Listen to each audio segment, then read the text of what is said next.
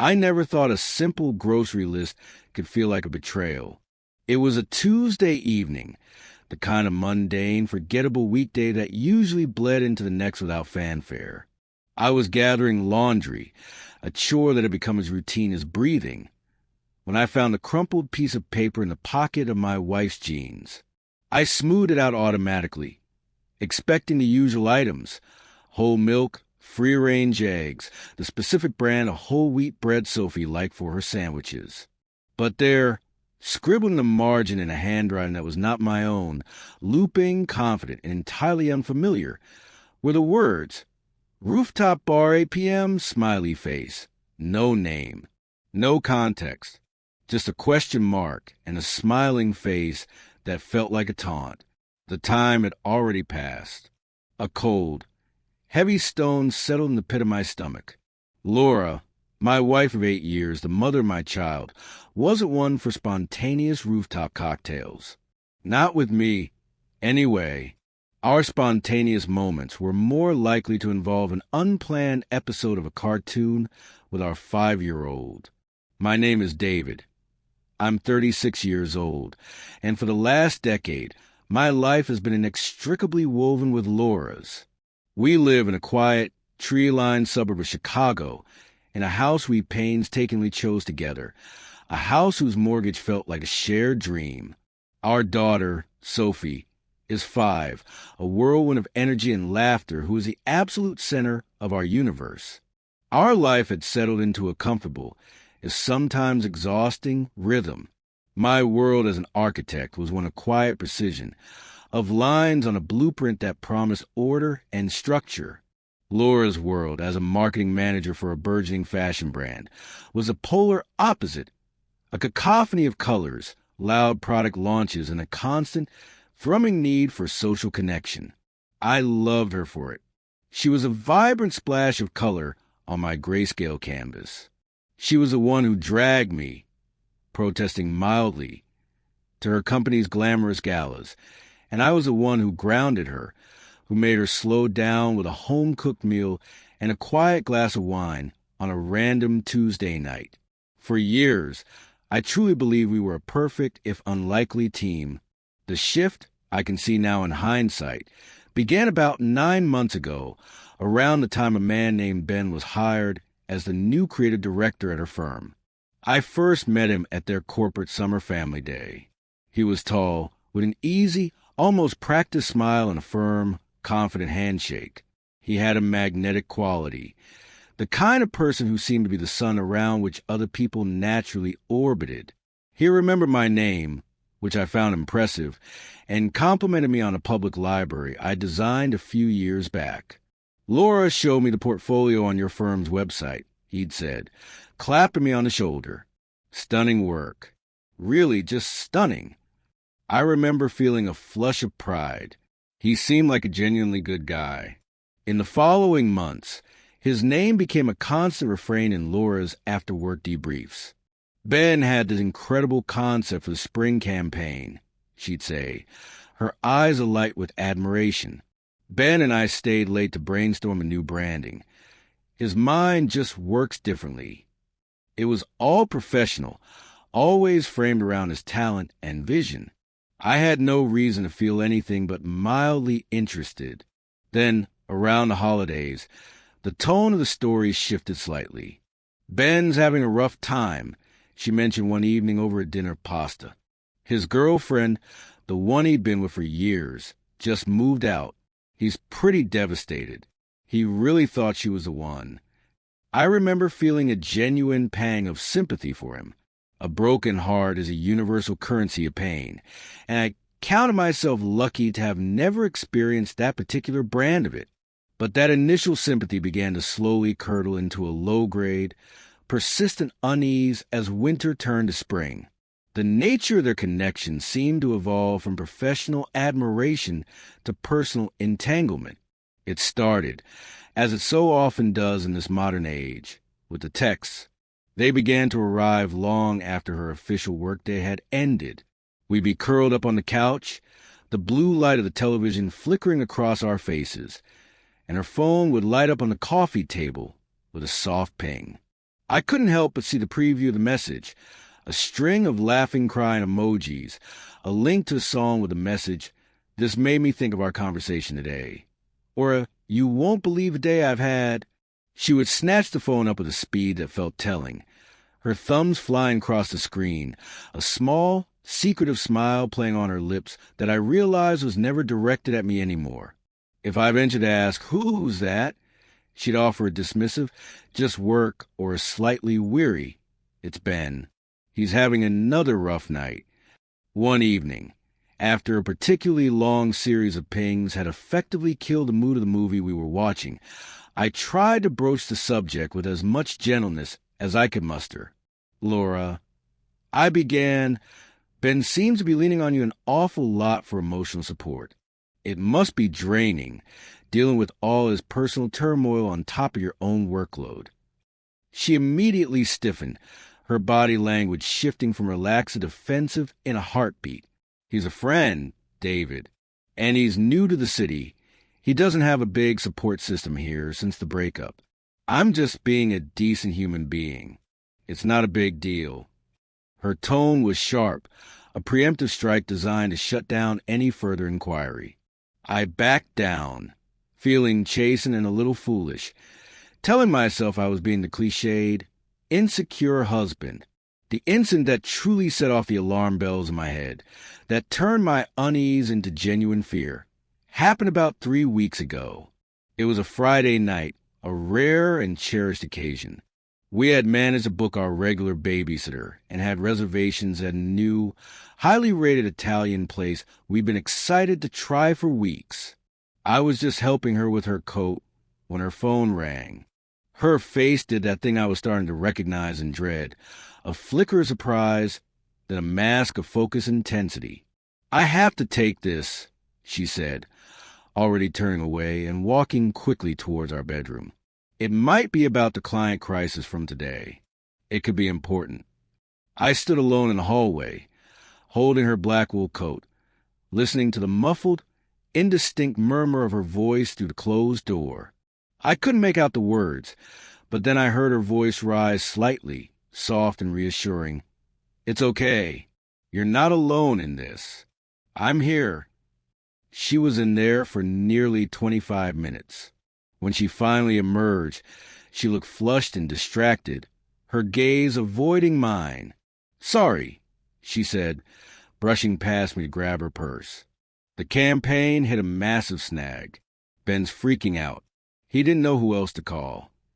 Our dinner reservation came and went. The evening we'd been looking forward to was ruined, the air between us thick with unspoken accusations and resentment. After that, I became hyper-aware, my senses attuned to every digital whisper and shift in her behavior. Her phone, which used to live on the kitchen counter, was now a permanent appendage, clutched in her hand or tucked into her back pocket. She began to angle the screen away from me when she typed. Most tellingly, she started using a passcode, something she'd never bothered with before, claiming it was a new, company-mandated security policy for anyone handling marketing data. The once frequent, casual mentions of Ben's name at the dinner table dried up completely. It was as if he'd been professionally vaporized from her work life. Yet the digital evidence of his pervasive presence was more constant and intimate than ever. The breaking point, the moment my suspicions solidified into cold, hard certainty, came last Saturday. She told me she was meeting a few colleagues, including her good friend Clara from the design team, for a casual lunch to debrief a major project that had just wrapped up. "Ben will probably be there too," she added, almost as a careless afterthought, which itself felt calculated. I nodded, swallowing the lump in my throat, tried to affect an air of nonchalant acceptance. She left around noon, dressed with a little more care than a simple lunch with co-workers seemed to warrant. At 2:30 p.m., my phone buzzed with a text from her. "Lunch ran long. We're just grabbing a quick coffee now. Be home by 4. A knot tightened in my stomach. 4 p.m. came and went. Then 5 p.m. She finally walked through the door at 5:45, her perfume a little too strong. She breezed past me with a quick, "Hey," and headed straight upstairs. "Sorry, we just lost track of time talking," she called out, and I heard the shower turn on.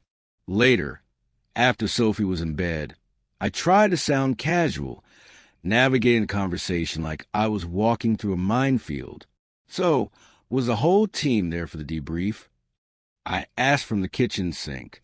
She listed a few names without looking up from her magazine. Clara's among them. The lie was so smooth, so effortless. How was the new coffee place?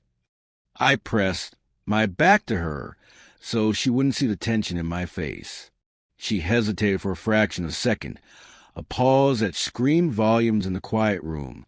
"Oh, just that new artisan spot downtown."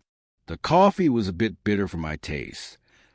Her voice was a little too high, her answers a little too vague, and devoid of the usual colorful anecdotes about her colleagues.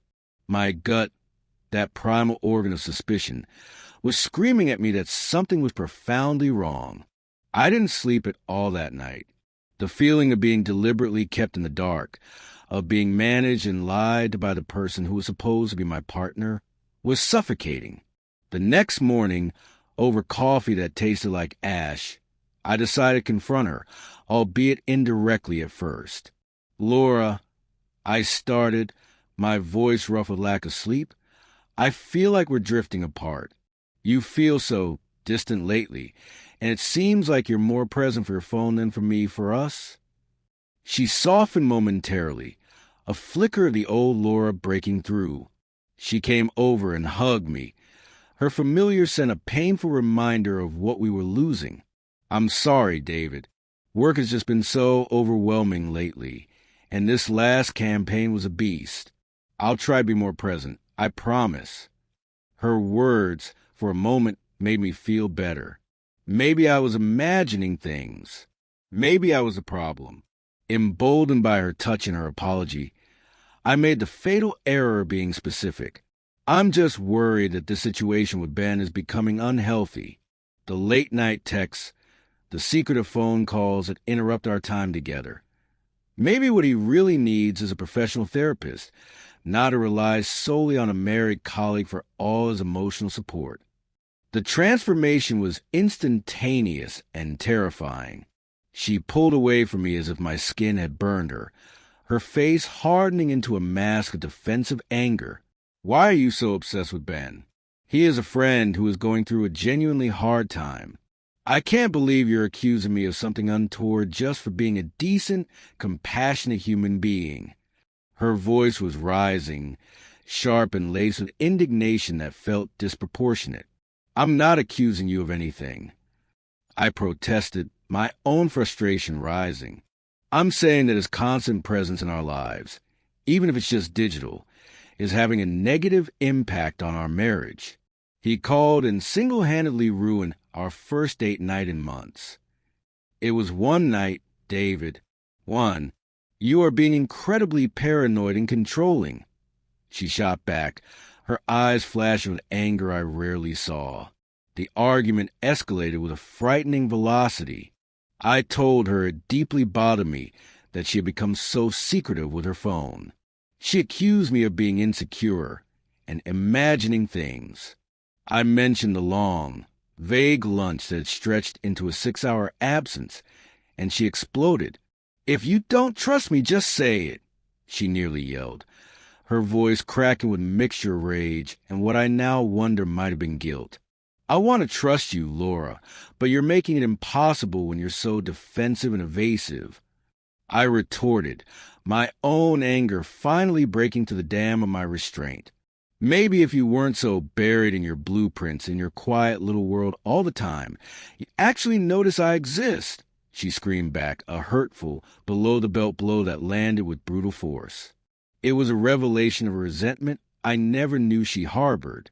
By the end of the brutal exchange, I was the one apologizing, panicked by the nuclear fallout and the terrifying chasm that had opened up between us. I told her I was sorry for not trusting her, that I was just stressed from work, that I loved her. She went to bed in stony silence, And the next day, our home was an icebox, the air so cold you could almost see your breath. The Cold War lasted for 2 agonizing days. The confirmation I both dreaded and needed came by sheer, cruel accident.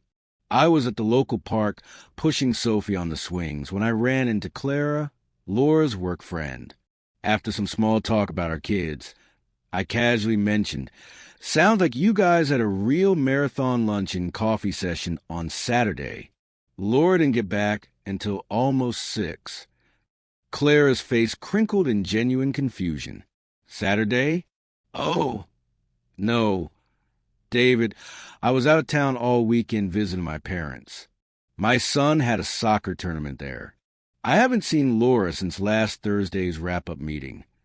She smiled, completely unaware that her words were detonating a thermonuclear bomb in the center of my chest.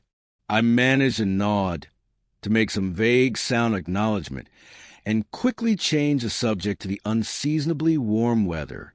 But inside, my world was tilting on its axis, crashing down around me. She had lied, straight to my face, with a calmness that was chilling. There was no group lunch. There was no Clara. It was just her and Ben, for 6 hours. That evening, after I'd read Sophie her bedtime story with robotic focus, I waited. When the house was silent, I confronted her. I didn't yell. My voice was quiet, cold with the shock of betrayal. "I saw Clara at the park today."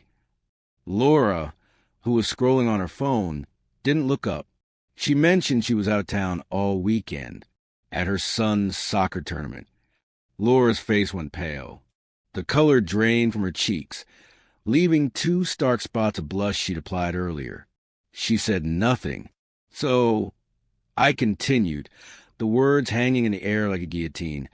"Who did you have lunch with on Saturday?" She stared at me, a war of emotions raging in her eyes. Fear, defiance, shame. Then her shoulders slumped in a posture of utter defeat. "Fine," she said, the word a sharp exhalation. "It was just Ben. The others canceled last minute. I knew how you'd react. So I didn't tell you. We just talked. That's all." He's really struggling with the finality of the divorce papers. "The lying is the problem, Laura," I said, my voice beginning to shake with a potent mixture of rage and profound hurt. "You looked me in the eye and lied to me so you could spend an entire afternoon alone with another man. How is that supposed to make me feel?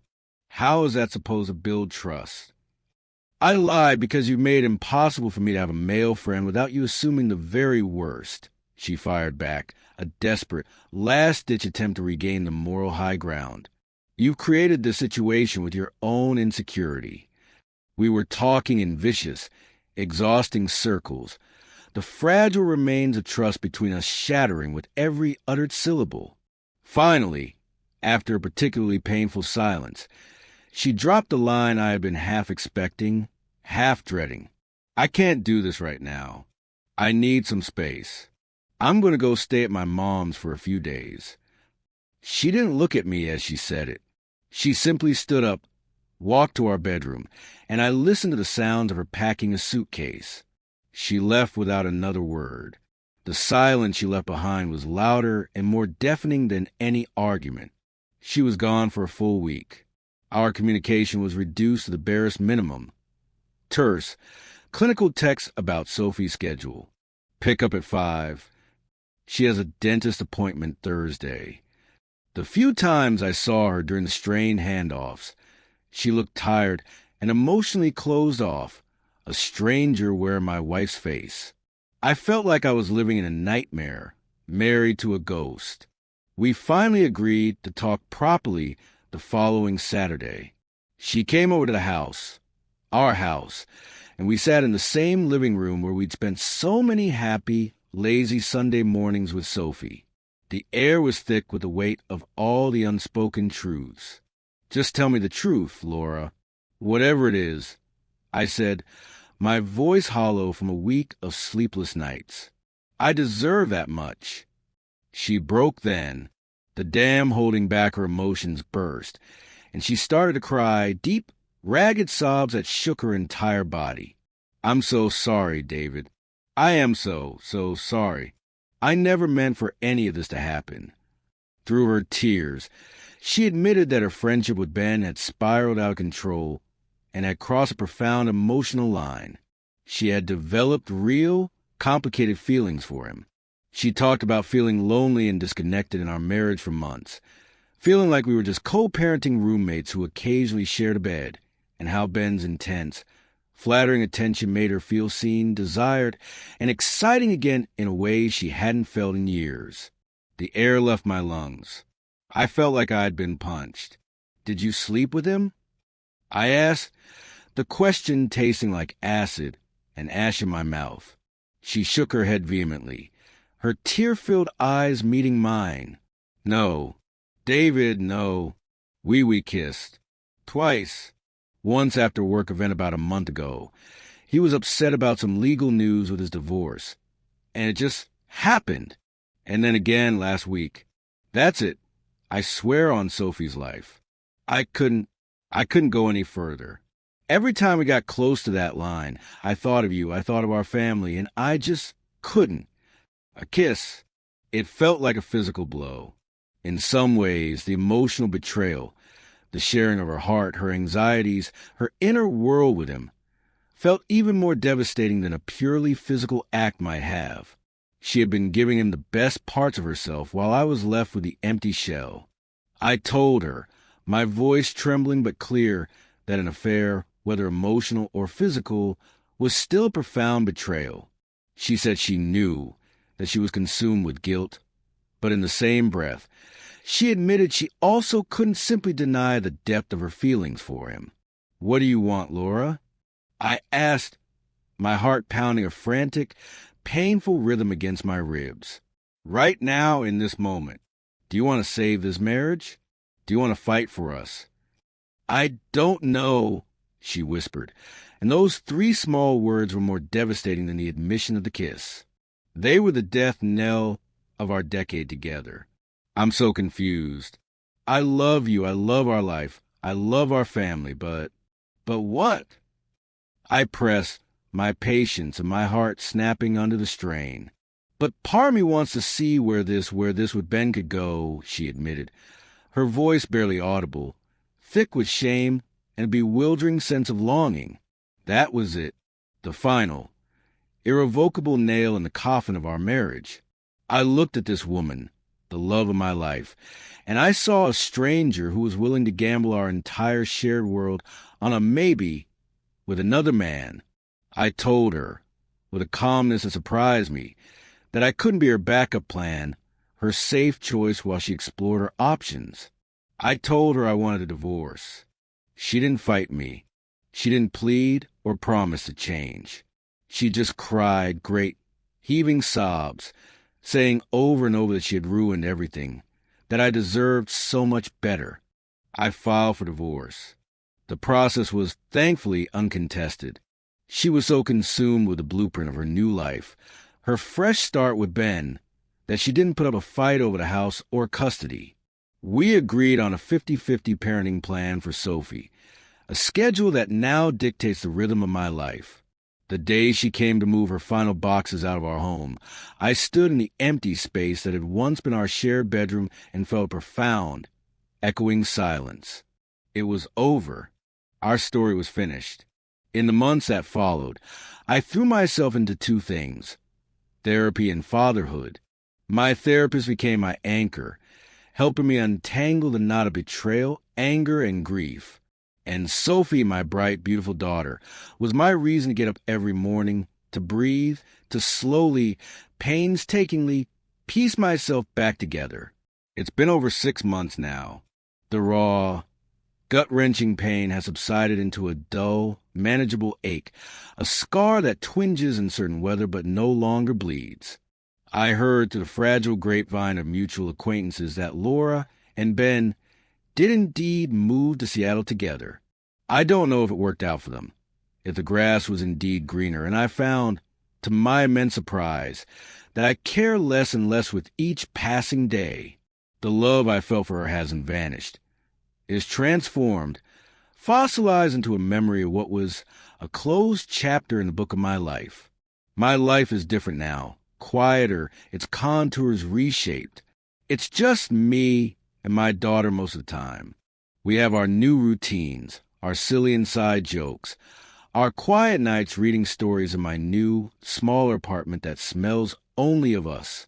The future I had so meticulously planned with Laura is gone, a blueprint for a building that was never constructed.